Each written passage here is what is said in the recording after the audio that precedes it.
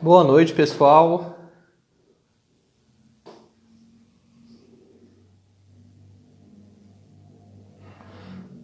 Boa noite, Gui.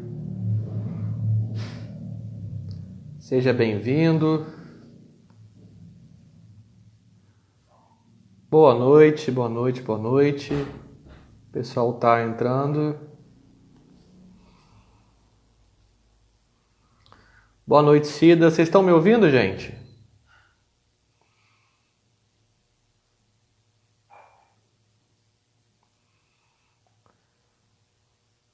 Tá dando para ouvir direitinho aí? Boa noite, Cida. Deus abençoe sua vida. Mamãe do Alex. Que bom, gente, tá dando para ouvir. Eu tô só colocando o tema aqui, eu vou fixar e eu vou colocar o meu amigo, já vou chamar ele para entrar aqui também. O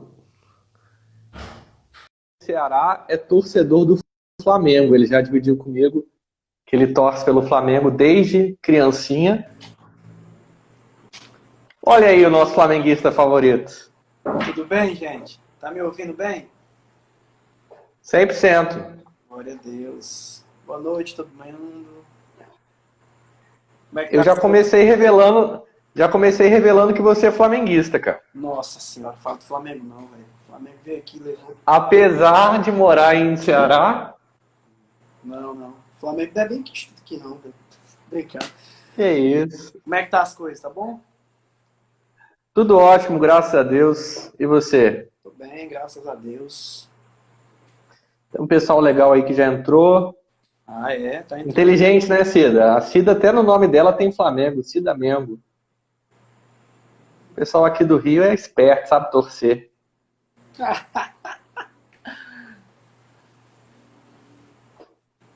Pessoal, boa noite. Pessoal que está entrando, a gente vai falando com vocês aí, vai mexendo com vocês à medida que vocês forem entrando. Eu coloquei aí no comentário fixado, ele é palmeirense? Ih, misericórdia. Aí complicou mais ainda. Mas eu coloquei no comentário fixado, a gente vai conversar um pouquinho hoje sobre criados à imagem de Deus. A nossa ideia é bater um papo sobre a imagem e a semelhança de Deus. Tem bastante gente legal aqui, ó. Tem o Guilherme que já entrou também, Mengão na veia, aleluia, né? Gui, meu filhão do coração tá aí. E tem mais gente para entrar. Você que já entrou, se você quiser compartilhar a live, você pode enviar pelo aviãozinho aí para os seus contatos online, principalmente para a galera que você sabe que gosta de um papo sobre Bíblia, sobre teologia, e convidá-los para participarem da live com a gente. Vou deixar o meu convidado se apresentar primeiro, depois eu me apresento. Achei até que ele ia fazer um cubo mágico aí enquanto eu falava, né? Ah, gente, boa noite, tudo bem com vocês? Me chamo Ed Gleison, mas podem ficar à vontade para me chamar pelo meu nome, que é o mais comum chamado aqui no Ceará. Todo mundo chama de Edinho, tá bom? Eu sou cristão, obviamente, tenho 34 anos, apaixonado por teologia, né? Estudo com meu amigo Lucas, estamos concluindo aí a pós-graduação no Henry Jump, em teologia sistemática. Sou mestrando também em teologia pelo Instituto Albert Clark, no Cibimba. E sou pai de 2 filhos, o Raul e a Alice, e da minha amada esposa Milena. Amém? E vamos hoje bater um papo aqui de uma forma simplória, de modo que a gente possa alcançar a todos, né? Tentar ser o mais simples possível e mais profundo nesse assunto que é tão maravilhoso, né? Onde eu acho que todo mundo deveria conhecer bem, né? Um assunto que se estende em apenas um versículo, né? Gênesis 1:26, né? Criados à imagem de Deus, né? Muita coisa tem por trás disso, né? Que nós deveríamos realmente nos deleitarmos, procurarmos mais entender sobre esse assunto. E aí a gente vai ajudar na medida do possível, compartilhar o que nós temos aprendido, né, Lucas? Com os nossos professores Sim. de Jump, com vocês. O que eu puder responder, eu vou responder, obviamente. O que eu não souber, né? O Lucas responde.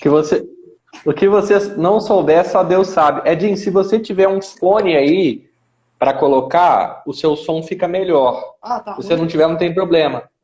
É porque às vezes você fala, como você está um pouco longe do celular, sua voz dá uma sumida. Ah, tá. Se Entendeu? eu aproximar, É, fica mas melhor? fica melhor também, que a sua voz fica mais perto. Mas o fone ele evita até que ruídos entrem. Se você tiver como colocar, é a melhor forma, mas se não, tá tranquilo também.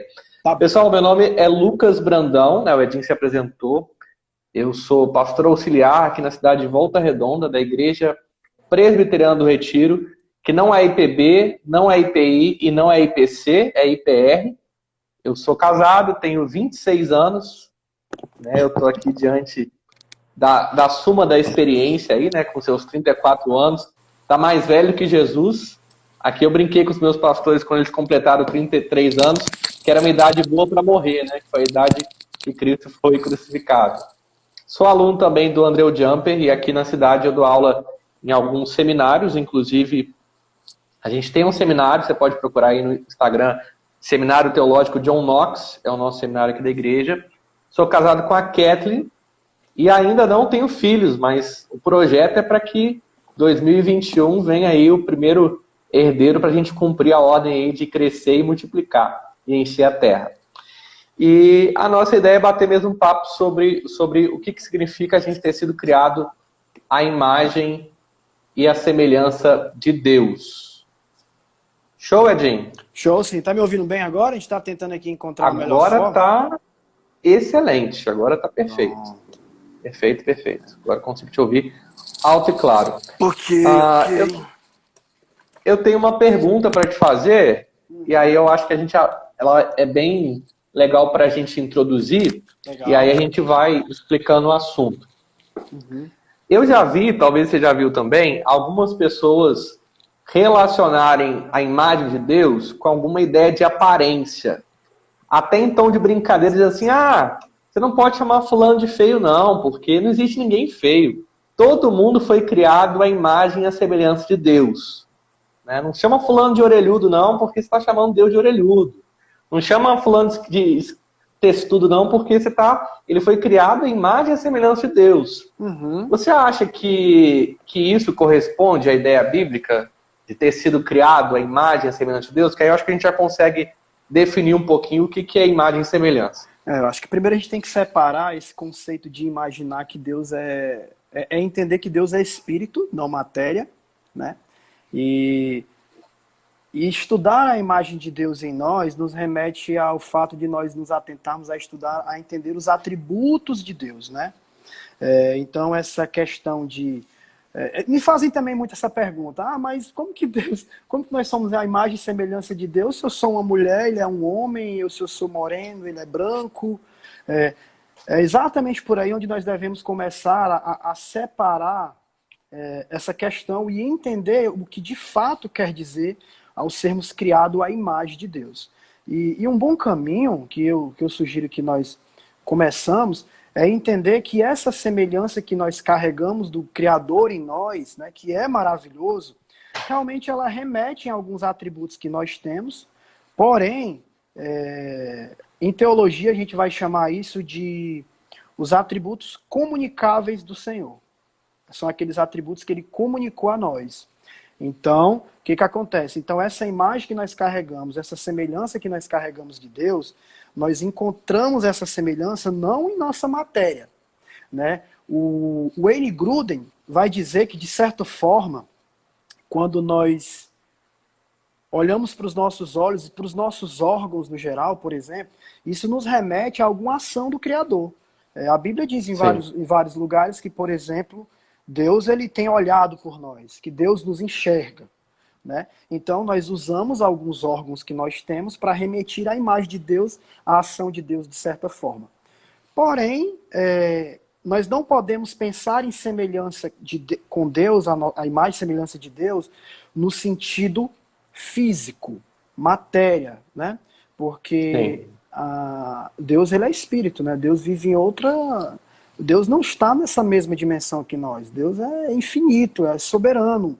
Então, quando se trata de a imagem e semelhança de Deus, em teologia, nós atribuímos isso aos atributos comunicáveis de Deus. São aqueles atributos que ele comunicou a nós, que eu acho que você já deve ter tratado aí com o pessoal da igreja, que é na disciplina de teontologia, né? Que são os atributos comunicados. Vale lembrar que esses atributos são atributos que são infinitamente inferiores aos atributos de Deus. Né? Mas assim, mas um bom caminho, Lucas, para nós encontrarmos a semelhança com Deus e essa imagem, é nesses atributos que Deus comunicou a nós, né? É interessante, Edinho, ontem eu estava falando numa aula aqui com o pessoal sobre Trindade, e geralmente a gente faz o caminho oposto que a gente deveria fazer. A gente olha para a gente e quer entender Deus, ao invés de olhar para Deus e a sua palavra e querer entender o homem. Eu falava com o pessoal que uma das dificuldades que a gente tem em relação a pensar na Trindade, né, em Deus ser um Deus triuno, é que quando a gente pensa em pessoa, a gente olha para a gente. A gente olha a pessoa no sentido, eu sou um indivíduo único e separado de todos os demais. Então, por isso que às vezes é difícil eu olhar para Deus e entender que ele subsiste em 3 pessoas. Quando a gente pensa em semelhança, imagem e semelhança, a gente também começa geralmente, né, no comum, fora buscar isso na Bíblia, a olhar para a gente e pensar assim, nossa, o que será que eu tenho de parecido com Deus? Né? Será que é meu corpo físico? Será que é a minha mente? Mas, na verdade, para a gente construir esses conceitos, não tem melhor maneira de eu conhecer o homem do que a partir da palavra de Deus. E também não tem melhor maneira de conhecer a Deus do que a partir da palavra. Ele é o nosso padrão, né, de humanidade, ele é o nosso padrão, ele se apresenta como padrão de divindade, não a gente olhar para a gente e falar assim, não, eu sou parecido com Deus porque tem algo em mim fisicamente que me diferencia dos animais. Não, a gente tem que olhar primeiro para Deus, para a revelação da palavra e aí formar os nossos conceitos. Porque toda vez que a gente olhar para a gente e tiver qualquer pressuposto que não seja bíblico, a gente vai ter uma visão distorcida de Deus, né? Exatamente. Exatamente. O Weber Campos fala no livro dele, que inclusive é uma obra que eu recomendo, além da obra clássica do Anthony Roykman, né, que essa obra clássica aqui, que eu recomendo para vocês, o Weber Campos ele faz uma abordagem muito boa com relação à questão da antropologia, quando ele diz que a melhor forma, como você falou, de nós conhecermos a Deus, é primeiro se submetendo a conhecer, na verdade, conhecer a Deus até o ponto que ele se revela para nós, né? Porque também a gente deve pontuar algumas coisas que nós podemos conhecer a Deus, porém compreendê-lo jamais. Nós não temos a capacidade de compreender a Deus. Porém, quando você compreende, quando você conhece a Deus, os seus atributos, o seu ser, aí você realmente consegue distinguir quem é Deus e quem você é. Aí quando você conhece a Deus, quando você conhece os atributos de Deus, sabe o quão ele é infinito, o quão ele é santo, o quão ele é bondoso, o quão ele é longânimo, o quão ele é poderoso, o quão ele é onipotente, o quão ele é onipresente, o quão ele é onisciente, aí é onde você realmente encontra o seu lugar. Que lugar é esse? Sim. Criatura, Deus é o Criador. Vaso, né? E ele o oleiro, né? Então, assim, é um bom caminho realmente, e é maravilhoso quando você conhece as características de Deus reveladas na Bíblia, né?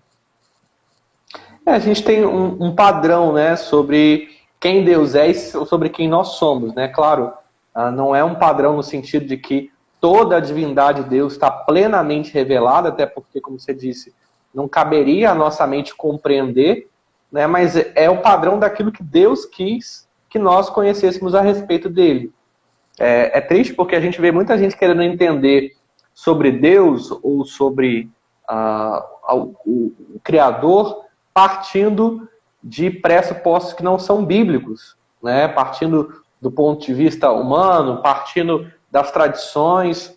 E aí, toda vez que eu faço isso, eu vou criar um bezerro de ouro, né? Eu vou criar o meu próprio Deus, a minha imagem e a minha semelhança. Às vezes, a gente vê as pessoas invertendo isso. Ao invés de eu entender o que é ser imagem e semelhança de Deus, eu quero criar um Deus à minha imagem e à minha semelhança. Um Deus que se adapta ao que eu gosto, se adapta ao que eu creio. Ao invés de eu me submeter, eu tento, entre aspas, né, submeter o Criador a mim.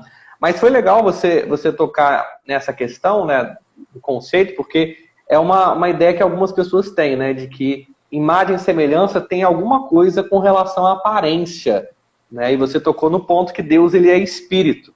E é interessante porque, eu não sei se você já pensou assim, mas eu já pensei, principalmente no começo da caminhada, essa ideia de imagem e semelhança, né? uma imagem corpórea, e eu olhava assim, caraca, esse Jesus é tão bonito, né? Porque a gente vê aquela imagem de um Jesus europeu, loiro, Sim. dos olhos verdes, Uhum. né? De paixão de Cristo, e falava assim, nossa Deus, eu acho que Deus me criou com algum probleminha, né? Alguma coisa deu errado aí, porque, poxa, Jesus é tão bonitão, né? E a gente vê muitas as pessoas fazendo essas distorções, a mesma coisa de gente que vai dizer que Jesus era feio, né? Porque fala que não havia nele beleza ou formosura, Isaías diz isso, Isaías 53, nem nada que nos agradasse, né? E é um outro texto que não está fazendo referência a um aspecto físico. Exato. Na verdade, esse texto, quem interpreta dessa maneira é uma péssima hermenêutica, né? Na verdade, o texto está apontando para a nossa interpretação pecaminosa, que é o que nós podemos falar depois sobre isso, né? O quão a nossa imagem foi afetada pelo pecado, que nos faz com que nós não tenhamos condição nenhuma de olhar para Deus, para Cristo, e enxergá-lo como ele é, sem que ele tenha uma intervenção antes, né? Um agir do Espírito Santo de Deus em nossas vidas, né? A Bíblia vai dizer, o próprio Jesus disse que ninguém pode vir a mim, senão pelo Pai que me enviou o atrair, né? Então, assim, realmente, e é um ponto que a gente pode começar a tocar também. Bom, qual foi a intenção de Deus quando nos criou? Lá no Éden, né? Quando ele criou Adão lá no Éden, né? Qual foi a intenção naquele primeiro momento? Qual a concepção de Deus? O primeiro Adão chamado, né? A gente vai ver em várias teologias sistemáticas. Você é um fã do Louis Berkhoff, ele vai dividir isso muito bem. Ele vai dizer que o homem, no princípio, ele teve o conhecimento original. Berkhoff, em alguns pontos, ele vai dizer que o homem, no começo, antes da queda, ele era capaz até de compreender a Deus, de ter comunhão com Deus perfeitamente, né? Porém, depois da queda, né, quando acontece a queda, aí é onde começa o problema. Porque após a queda, nós perdemos fomos afetados de tal maneira que nós nos tornamos cegos, né? Nós se rebelamos contra Deus, nós não temos a capacidade sozinhos. Aí nós entramos numa questão muito complexa que não é para essa live, a questão do livre-arbítrio, né? Enfim. Mas, assim, é onde se explica aquilo que era livre-arbítrio no começo e que hoje se tornou a questão da responsabilidade humana. Hoje a única coisa que nós temos é uma inclinação para fazer o mal mesmo. A nossa natureza, a nossa imagem foi corrompida nesse ponto. Porém, existe um caminho. O Gruden vai falar isso com muita... O Wayne Gruden para quem não conhece, é um teólogo sistemático, muito bom, muito didático, é um dos que eu mais recomendo, não por ser batista, enfim, mas o que acontece? Então eu recomendo ele também. Ele vai dizer o seguinte, apesar de ser batista, é um cara bom. Ele vai dizer o seguinte, olha, nós realmente perdemos, nós fomos afetados com o pecado, a nossa imagem ela foi afetada, ela foi corrompida.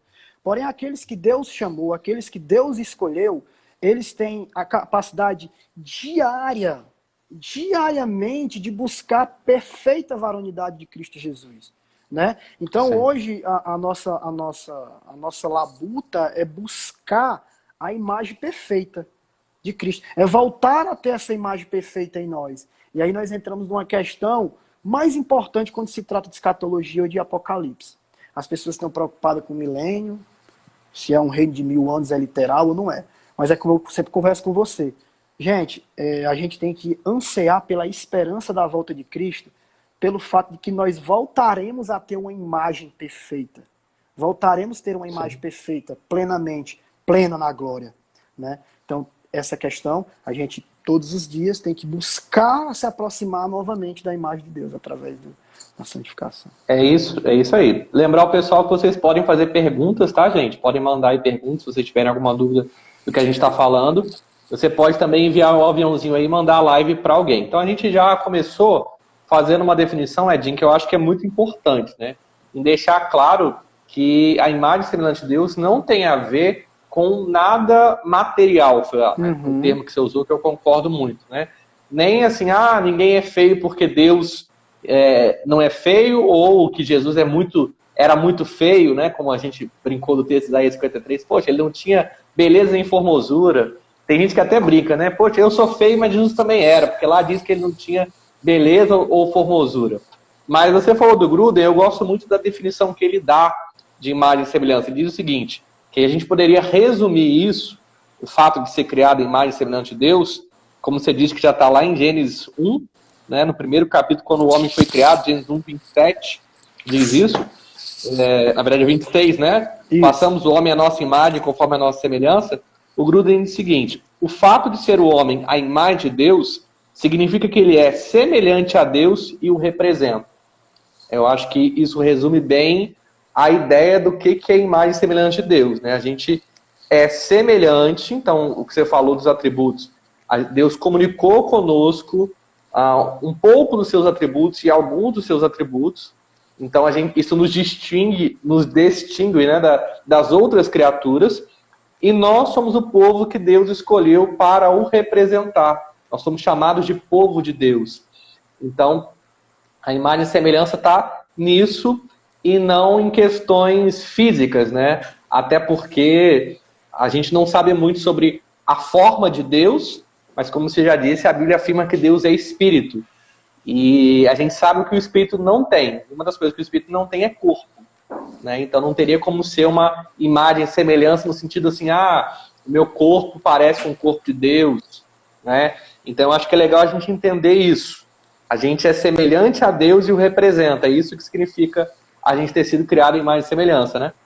É, verdade. Um outro ponto, muitas pessoas me perguntam, eu já vou até dar uma resposta, aqui em Gênesis 1:26, o texto diz assim, eu vou ler na NVI.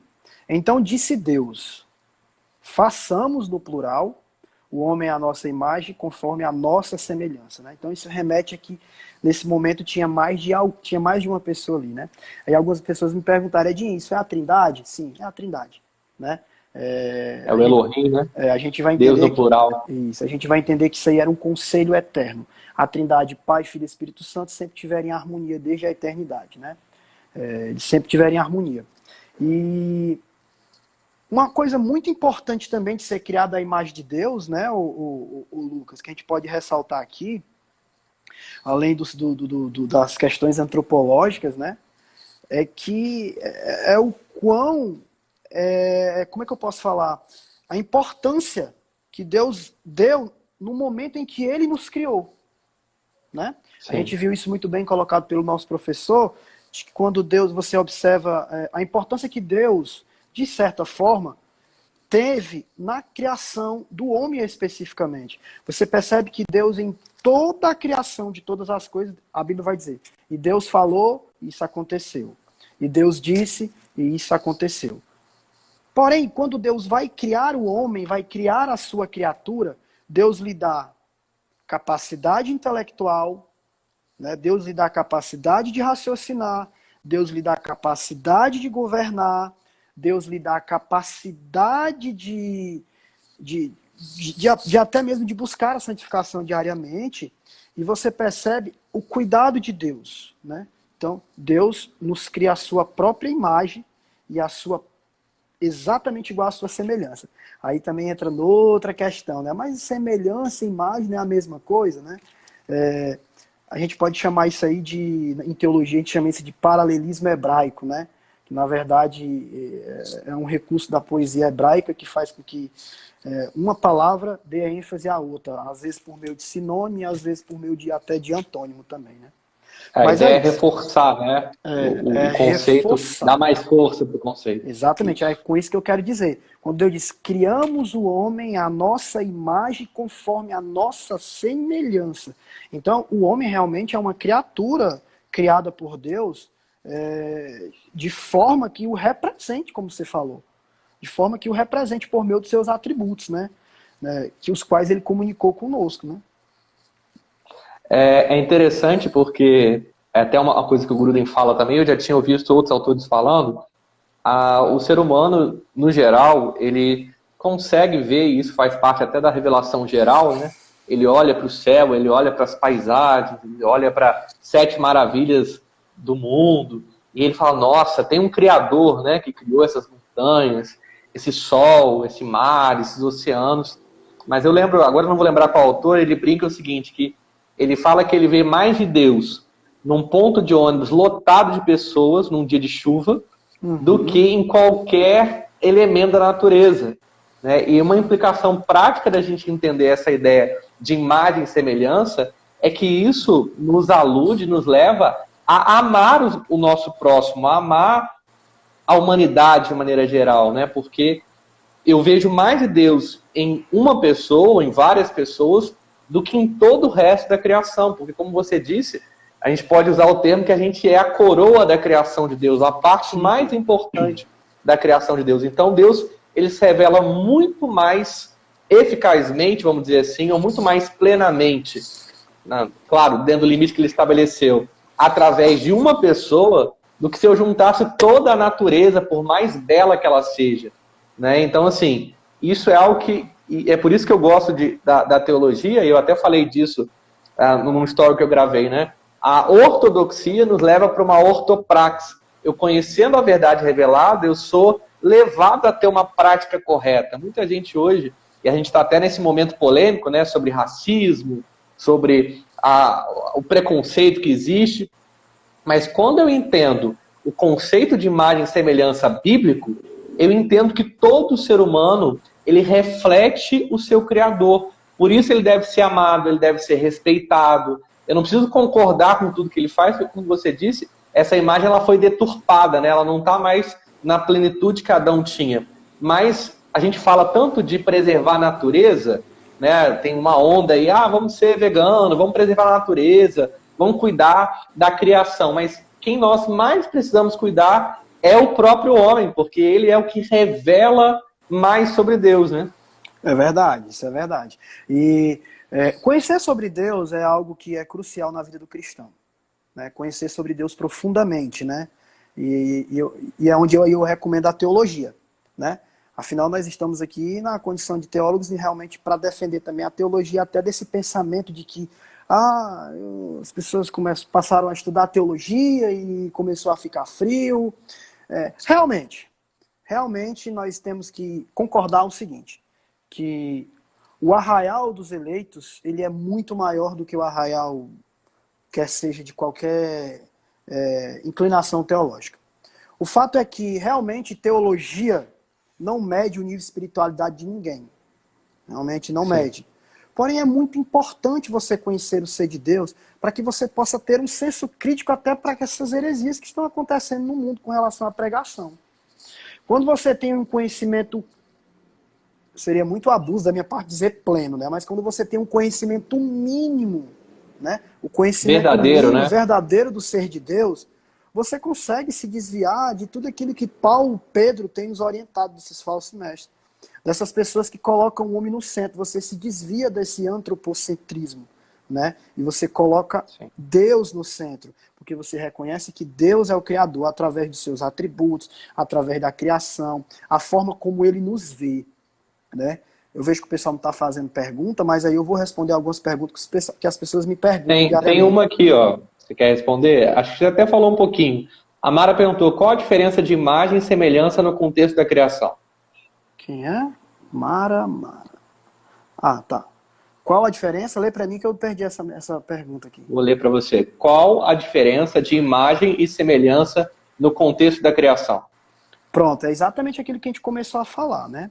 É a mesma coisa. A gente não vai aqui entrar em termos teológicos, técnicos de teologia, porque a nossa intenção é alcançar todas as pessoas, né? Quer sejam acadêmicos ou não. Então, na verdade, você respondeu essa pergunta. Eu entendo isso olhando para o texto, que nada mais é do que a mesma coisa. É Cristo dando ênfase. Tanto que você vai ver que nos textos seguintes, Deus vai falar, quando se refere ao homem, ele vai falar só de semelhança. Em outros textos, só de imagem. O nome disso, tecnicamente falando em teologia, o nome disso se chama paralelismo hebraico. É um recurso que existe nos escritos antigos, do Velho Testamento principalmente, onde o autor, né, ele fala uma palavra, uma frase, né, e dá ênfase com a palavra que é sinônimo dela. Ou seja, quando ele diz criamos o homem à nossa imagem e semelhança. Ele está reforçando a imagem de Deus, né? A semelhança é a imagem de Deus. Bem como também quando quando os autores também, eles podem usar esse recurso também quando se fala de situações opostas. Por exemplo, quando se fala do primeiro Adão e do segundo Adão. Isso é um paralelismo oposto, né? Jesus é o Adão perfeito, o segundo Adão, enquanto o primeiro Adão é o caído, né? Então, a explicação é essa. Não tem nada de imagem e semelhança, é a mesma coisa, resumindo. É obviamente que se a gente for fazer um estudo acurado, olhar no grego, no hebraico, olhar os significados, a gente teria que ter mais tempo para fazer um estudo só sobre o significado no original de imagem e semelhança. Mas a intenção do texto é enfatizar um com o outro, né? E também é interessante, Edinho, a gente pensar o seguinte, né? O Gruden ele também fala disso, que a gente não vai conseguir ter a compreensão total do que significa ser a imagem e a semelhança de Deus. Por quê? Porque eu teria que ter a compreensão total do ser de Deus, né? Então, assim, é muito difícil eu definir exatamente o que é, no sentido assim, eu vou destrinchar, eu vou fazer uma lista do que representa a nossa imagem e semelhança. É difícil fazer essa lista com precisão, e a própria Bíblia não faz, né? É legal deixar claro isso, a Bíblia não tem uma lista assim, olha, o homem é a imagem de Deus nisso, nisso, nisso, nisso, nisso. Não tem essa lista. Ontem eu brinquei com o pessoal na aula de Trindade, que Deus ele se preocupou em revelar-se, mas nem sempre ele preocupou em explicar-se, né? Ele não teve esse interesse, esse intuito de explicar tudo nos mínimos detalhes.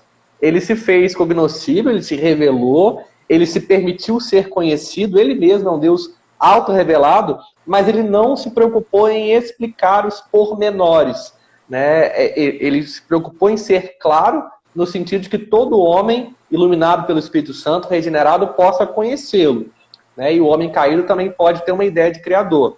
Mas a Bíblia não vai dar todas as respostas esmiuçadamente sobre tudo, né? E isso é legal e é até uma postura humilde, né? A gente até teve uma aula sobre isso, ortodoxia humilde. Eu vou me aproximar de Deus sabendo que eu vou ter um conhecimento limitado, mas se for um conhecimento baseado na Bíblia, um conhecimento verdadeiro. E isso é legal, né? A gente, quando começa a estudar, a gente tem até uma ansiedade, um desejo de ter todas as explicações. Mas a gente tem que conceber que diante do nosso Deus, o Deus da Bíblia, a gente não vai ter todas as respostas, né? Exatamente, né? Na verdade, eu tenho um amigo meu, teólogo, um dos meus mentores, né? O grande Messias, um professor de Velho Testamento. Ele diz o seguinte, que a Bíblia é o nosso freio. A Bíblia é o nosso freio. E a Bíblia, gente, não é um livro para tirar as minhas curiosidades. Na verdade, quem tem que se submeter à Bíblia sou eu. Eu devo submeter à Bíblia e não submeter a Bíblia a mim. Então, o que está revelado é o que Deus decidiu se revelasse de si mesmo. Porque se nós fôssemos capazes de revelar, de conhecer tudo sobre o ser de Deus, ele simplesmente deixaria de ser Deus. A gente seria Deus, né? A gente passaria a ser Deus. Ora, se nós não conhecemos Deus, eu não teria nenhum atrevimento de mensurar o quão nós conhecemos a Deus. Eu acho que se eu disser que nós conhecemos 0,5%, seria um grande absurdo. Mas se instituiu várias heresias, liberalismo teológico, esse racionalismo, esse existencialismo sem tamanho, as pessoas nem conhecem a Deus. Não conhece o mínimo de Deus e se comporta de tal maneira. Agora você imagina. É o que você falou, né? É querer falar onde a Bíblia cala, né? Geralmente essas correntes, elas vão vir muito dessa ideia. Eu vou querer dar resposta aonde a Bíblia não tem resposta, né? Então eu vou querer ir além de Deus. Eu vou querer, por exemplo, associar a Bíblia com o Big Bang, com a ciência. Então eu vou querer misturar as coisas para poder conciliar, submeter a Bíblia ao homem, né? Quando você já falou bem que tem que ser exatamente o oposto, o homem tem que se submeter à Bíblia. É legal, Edinho, eu na minha experiência até pastoral, faz um pouco da experiência teológica, eu brinquei com um amigo há pouco tempo que eu tenho exercitado o dizer eu não sei, sabe? Porque a gente que é pastor, a gente é muito cobrado até, né? Se tiver alguma ovelha minha aí, você me perdoa, mas eu vou falar. A gente é muito cobrado de saber, de ter as respostas das coisas, né? E há pouco Principalmente tempo no meio atrás, reformado, né? sim, sim. E até um tempo atrás, não é nem minha ovelha, é um amigo, ele me fez algumas perguntas até sobre Apocalipse, lá, sobre os eventos escatológicos. E aí eu respondi, mas eu não respondi a pergunta dele. Porque a pergunta dele a Bíblia não responde.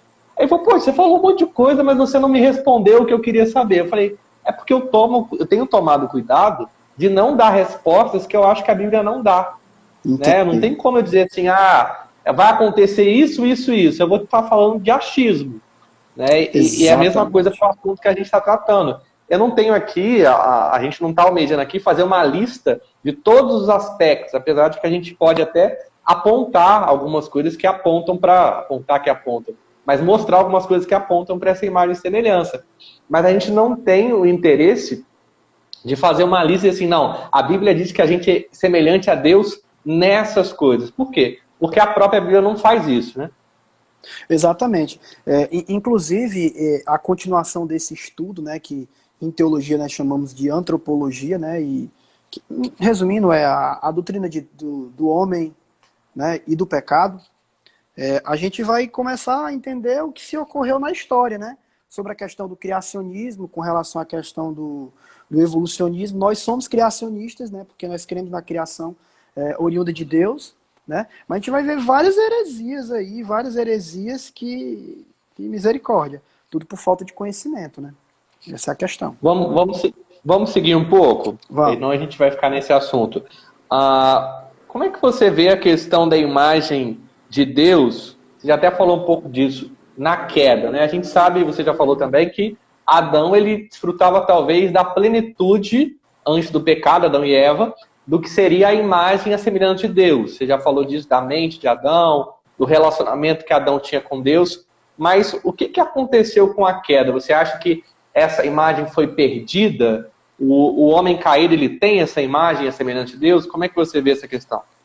Sem dúvida a imagem do homem na queda foi fragmentada, né? Foi corrompida. Mas, obviamente, a Bíblia não diz que nós perdemos essa semelhança em Deus, né? Eu, particularmente, não enxergo assim, e alguns autores que eu costumo ler, por exemplo, como o Anthony Roykman, ele vai dizer que nós não perdemos essa imagem. Porém, ela foi totalmente corrompida, né? Porque após a queda, entra o pecado no mundo e tudo que é ruim começa a assolar nossas vidas. Mas nós podemos ainda ver aspectos ainda muito fortes com relação à imagem de Deus. E eu ousaria dizer que não só os eleitos, não só as pessoas que estão próximas de Deus, né? Deus, ele compartilhou aspectos da sua imagem a toda a criação, né? A toda a criação.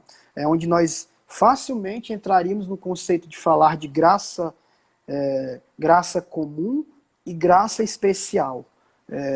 Ora, veja só, você acha que os seres humanos, quando eu entendo assim, eu gosto de sempre explicar para as pessoas a queda no sentido de, por exemplo, você consegue imaginar alguém tomar alguma atitude, ter uma ação que seja boa a parte de Deus, independente do Espírito Santo, isso após a queda? Isso é impossível. Então, de certa forma, quando você vê alguém ter uma atitude boa, fazer boas obras, no sentido, apesar de que isso não salva, né? Mas a gente vai ver diversas pessoas, eu tenho amigos que se professam ateus, mas que, cara, são pessoas maravilhosas, assim, são pessoas que realmente você percebe que são pessoas que fazem o bem, gostam de fazer o bem, porém, não creem no Senhor Deus. E isso não é mérito delas, isso é a graça comum de Deus, que ainda Sim. hoje, Deus exerce uma influência sobre elas, né? exerce uma influência sobre ela, e que essas pessoas, de certa forma, carregam a imagem e semelhança de Deus. Porém, uma imagem fragmentada, né, pelo pecado, uma imagem caída. Aí o que acontece? Deus escolhe alguns para salvar, e esses Deus se starta um processo de regeneração, de santificação, que é nada mais, nada menos do que a busca, onde se inicia o processo para poder reconquistar essa imagem como no princípio. Né? Essa é a questão. É legal, tem um texto bíblico, Gênesis 9:6. Ele é legal porque Deus reforça essa questão da imagem e semelhança, mesmo depois da queda, né? Quando Noé ele vai sair da arca, logo depois do dilúvio, Deus diz a Noé o seguinte: quem derramar o sangue do homem, pelo homem o seu sangue será derramado, porque Deus fez o homem conforme a sua imagem. Então a gente está falando de um texto pós-queda, aonde Deus dá autoridade para Noé estabelecer um preceito de preservação da vida, ou de punição para quem não preservar, baseado no quê? Baseado no que, inclusive, mesmo o homem caído, ele permanece a imagem de Deus. Mesmo essa imagem, como você disse, eu concordo com você, ela está fragmentada, ela está distorcida, mas, inclusive, o ímpio, né, aquele que é não crente, ele continua sendo a imagem de Deus, né? Essa imagem não é perdida. Então é legal a gente ver que tem base bíblica para crer nisso.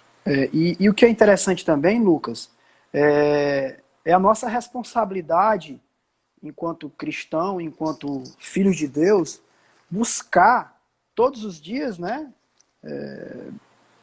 recuperar essa imagem, né? Recuperar, olhar para Cristo e entender que Cristo é a imagem de Deus, né? E que essa imagem será restaurada em nós na glória. Paulo vai dizer lá em Filipenses, no capítulo 2, o seguinte, ele diz assim, olha, capítulo 2, ele vai falar, eu vou ler do 12 até o verso 13. Paulo diz assim, olha, assim, meus amados, como sempre vocês obedeceram, não apenas na minha presença, porém muito mais agora na minha ausência. Olha o que Paulo diz, ponham em ação a salvação de vocês, com temor e tremor. Aí vem a questão, pois é Deus quem efetua em vocês tanto o querer quanto o realizar, de acordo com a sua vontade. Então, assim, quando a gente diz que a gente perdeu,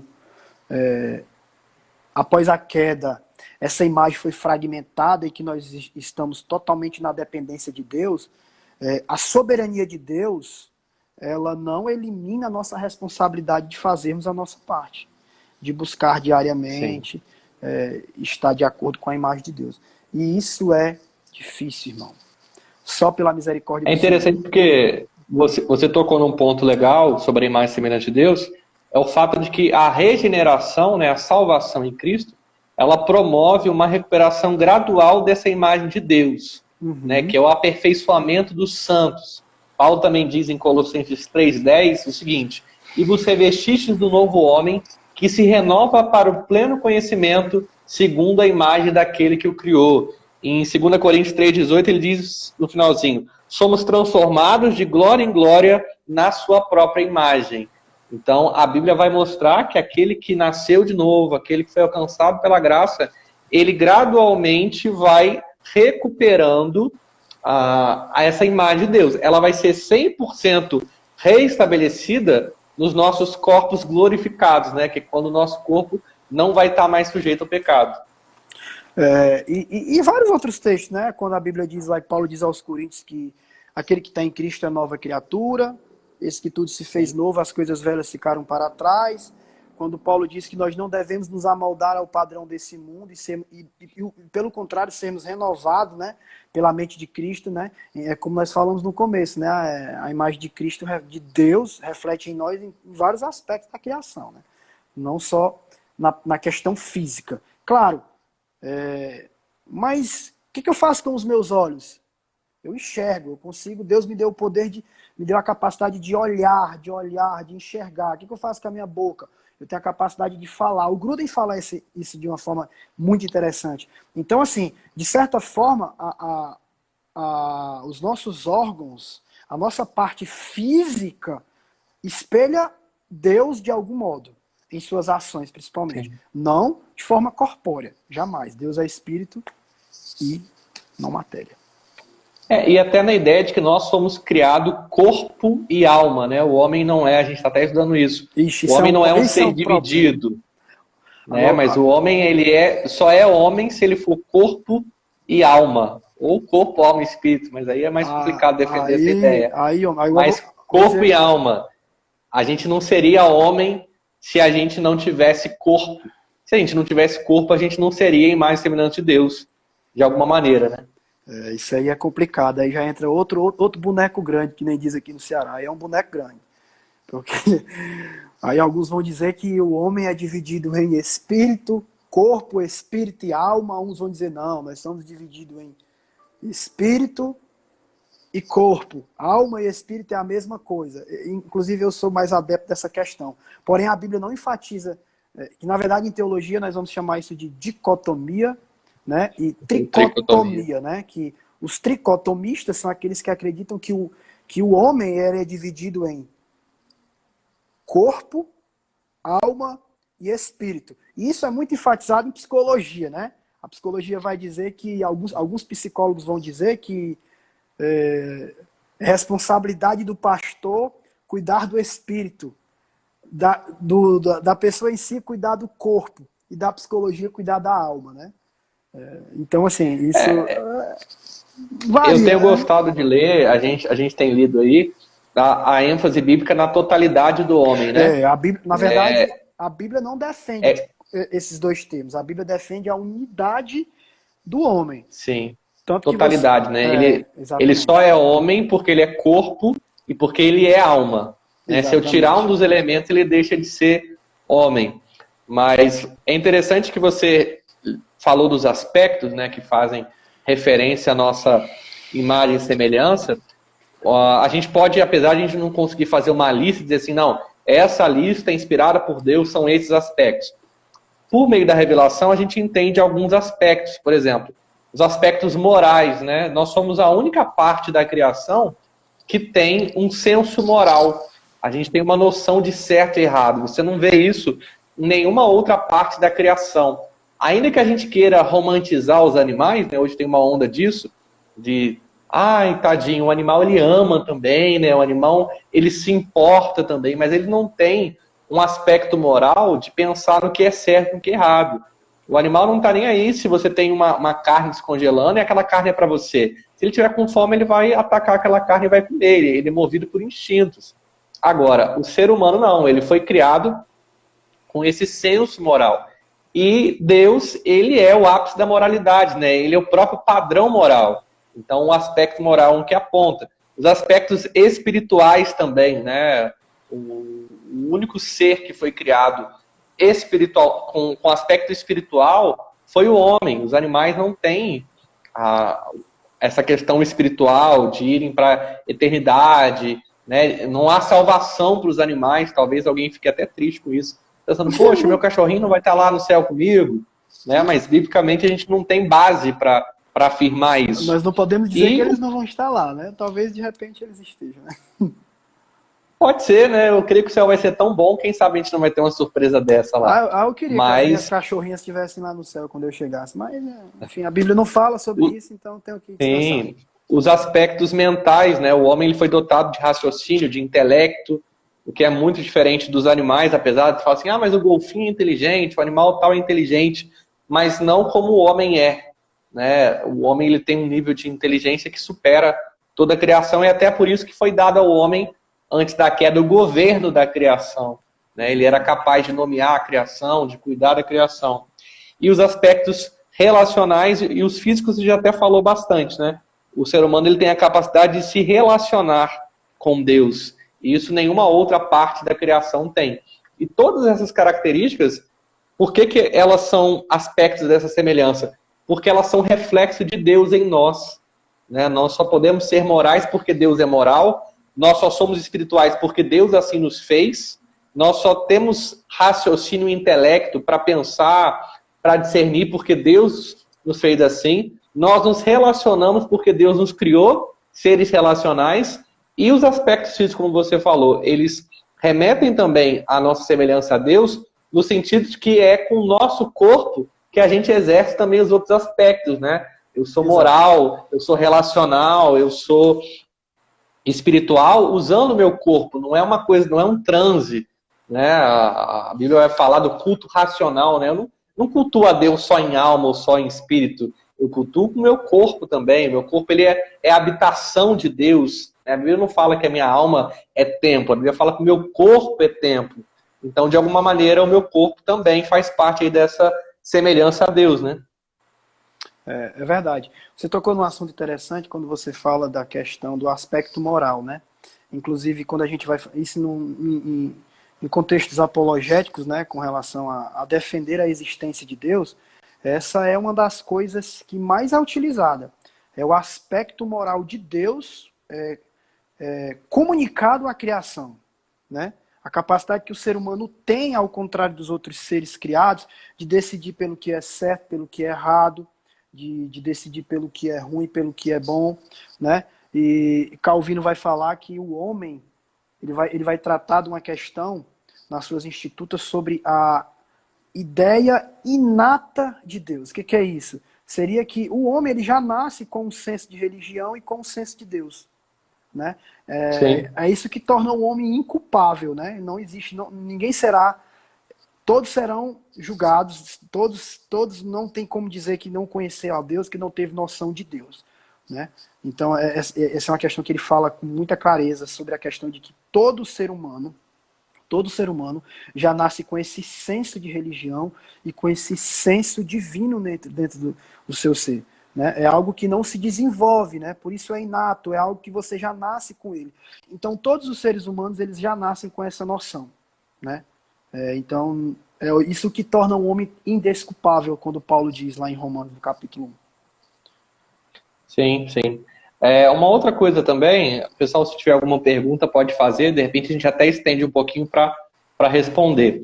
Um outro equívoco que eu vejo, Edinho, acontecendo, quando a gente pensa em imagem e semelhança de Deus, né, a gente já falou da imagem ter sido deturpada, da restauração gradual e da restauração total, é uma ênfase equivocada. Né? Eu tenho visto até uma galera nova aí, do Teologia Liberal, supervalorizar o homem, no sentido de dizer que o homem que foi salvo, ele se torna como Deus. Né? Eu até ouvi uma pessoa falando, dizer, não, eu sou igual a Jesus, né? Eu não sou mais pecador.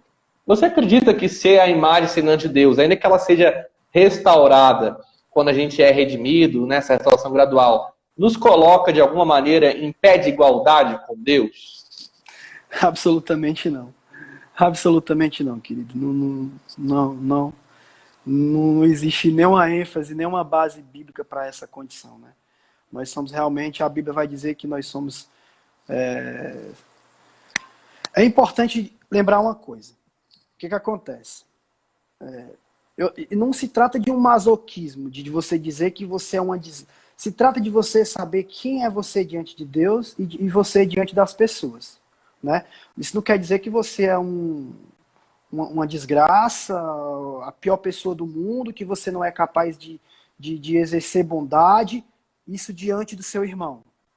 Porém, diante de Deus, Ele é soberano, Ele é todo-poderoso. Se não for por Deus, quem somos nós? A Bíblia diz que se as misericórdias do Senhor não se renovassem todas as manhãs, nós seríamos simplesmente consumidos. A Bíblia vai dizer também que Deus afirma que não estará para sempre, eternamente, encolerizado com todos os nós. Porque se assim ele estivesse, nós não resistiríamos à fúria de Deus. Então, mas a pergunta que você fez foi, se de certa forma, com a queda, como a imagem está fragmentada, se isso nos coloca numa situação semelhante a Deus. Eu acho que muito pelo contrário. A ideia, na verdade, não é nem com a queda, a ideia é com a redenção, né? Muitas pessoas, eu tenho ouvido isso, tá? Essa heresia, a gente pode classificar assim, porque é um ensino que não é bíblico. A ideia de que, poxa, eu confessei Jesus, eu fui redimido, eu fui salvo, eu nasci de novo. Então agora eu sou igual a Jesus e eu não sou mais pecador, eu era pecador. Né? E isso é uma frase que está saindo em alguns púlpitos, em achar que a redenção me colocou num pé de igualdade com Deus. Entendeu? Agora eu sou como Deus. A primeira coisa que a gente deve fazer aí, Lucas, é partir para os princípios da hermenêutica e exegese. Eu não vejo em nenhum momento o emprego dessa palavra na Bíblia no passado. no sentido de totalizado, onde eu era e agora não sou mais. Muito pelo contrário, nós vemos muitas ênfases nas cartas de Pedro, onde ele diz que aquele que diz que não tem pecado não tem verdade dentro de si, aquele que diz que não está em pecado torna o seu Deus mentiroso. É claro que isso não dá licença para pecar, porque pecado continua levando para o inferno. Eu sei disso, eu sou um pecador, inclusive eu sou um pecador, né? Reconheço isso nas minhas orações, reconheço que se não for pela misericórdia do Senhor, né? Que se não for pelas misericórdias do Senhor e do temor que Ele coloque no meu coração todos os dias, se Deus... eu vi uma frase no Instagram que eu achei muito engraçado. O cara disse assim, ainda bem que o meu Deus, o Deus que eu sirvo, não me deixa usar o meu livre-arbítrio. Porque se Ele deixasse eu usar o meu livre-arbítrio, eu já estava do inferno para dentro. Né? Então, assim, não tem, é uma pergunta simples, né? Toda a Bíblia vai apontar para que o homem, embora tenha sido, os nossos pecados são justificados, né? A diferença é separar. Você foi alcançado pela graça de Deus, né? Pela redenção. Deus pagou os seus pecados na cruz, Deus justificou os seus pecados lá na cruz. Jesus é o nosso advogado. A Bíblia diz lá em Hebreus que por ele ter vivido na carne todas as nossas tentações e ter passado por tudo que nós passamos hoje, entre aspas, ele tem total condições e tem uma plena percepção de interceder por nós diante ao Pai. Então a dádiva da redenção sobre nós não é que nós deixamos de ser pecador. O fato é que nós somos pecadores, porém nós olhamos para o horizonte, nós enxergamos um Deus que nos escolheu, um Deus que pagou os nossos pecados na cruz e que está disposto a nos perdoar mediante o nosso arrependimento. Né? Ao contrário... Isso, te cortando um pouco, está intrínseco até no primeiro Adão antes do pecado. Né? Ele não foi criado igual a Deus, né? Ele foi criado semelhante a Deus. A ênfase bíblica ela é muito clara em dizer que nem o Adão, antes de conhecer o pecado, o Adão perfeito, reto, ele era igual a Deus, né? Mas ele era semelhante. Ele carregava um pouco da imagem de Deus. Mas nem o primeiro Adão, antes do pecado, tinha esse patamar que algumas pessoas acham que é possível, né? De ser igual a Deus de alguma maneira. Nós vamos ver aí várias heresias. E o que me preocupa é que nós vemos aí vários representantes de jovens, né? Pastores aí que estão nas mídias sociais. Nós não estamos cobrando perfeição dessas pessoas, porque ninguém é perfeito. Eu não sou perfeito. Mas a gente deve procurar, no mínimo, uma transparência e clareza no passar do conhecimento da palavra de Deus, das Escrituras. A gente vai ver alguns pastores aí, né, que se dizem pastores, coaches principalmente, dizendo que nós, seres humanos, estamos numa condição melhor do que o próprio Jesus Cristo. Eu já vi heresias como essa. Né? Olha o que é pior. O camarada dizer que você não é só igual a Deus, como você está melhor do que o filho dele, perante ele.